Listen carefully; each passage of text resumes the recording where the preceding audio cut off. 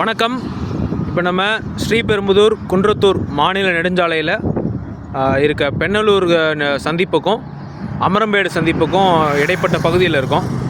So இந்த இடைப்பட்ட பகுதிகளில் பார்த்தீங்க அப்படின்னா கிட்டத்தட்ட 10க்கு மேற்பட்ட இடங்களில் இந்த மாதிரி பெருமளவில் வந்து குப்பையை வந்து கொட்டி வச்சுருக்காங்க. நீங்களே பார்க்கலாம் குப்பைகளை.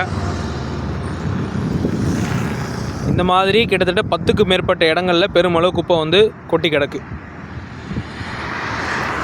ஸோ அதனால் என்ன நடக்குது அப்படின்னா, இந்த இடத்துக்கிட்ட வரும்போது, இந்த இடத்த தாண்டி போகும்போது ரொம்ப கடுமையான துர்நாற்றம் வீசுது.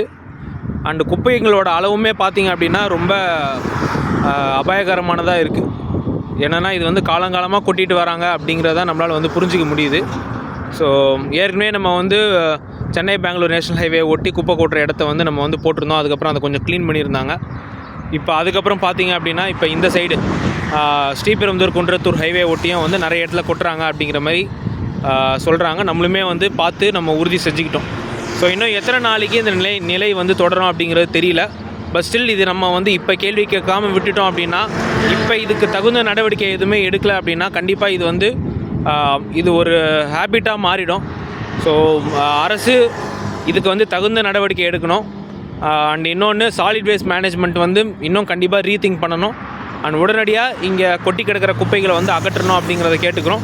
அண்ட் ஃப்யூச்சர்லேயுமே வந்து குப்பைகள் கொட்டாதவாறு நடவடிக்கை எடுக்கணும் அப்படிங்கிறது கேட்டுக்கிறோம். ஏன்னா ஒரு இடத்துல கூட வந்து அந்த எச்சரிக்கை பலகை மாதிரி எதுவுமே இல்லை. அட்லீஸ்ட் அந்த வார்னிங் போர்டாவது வைக்கணும் அப்படிங்கிறத கேட்டுக்கிறோம். அண்ட் குப்பைகளை உடனடியாக அகற்றணும் அப்படிங்கிறத கேட்டுக்கிறோம். வெகு விரைவில் அகற்றப்படும் நம்புகிறோம். தேங்க்யூ.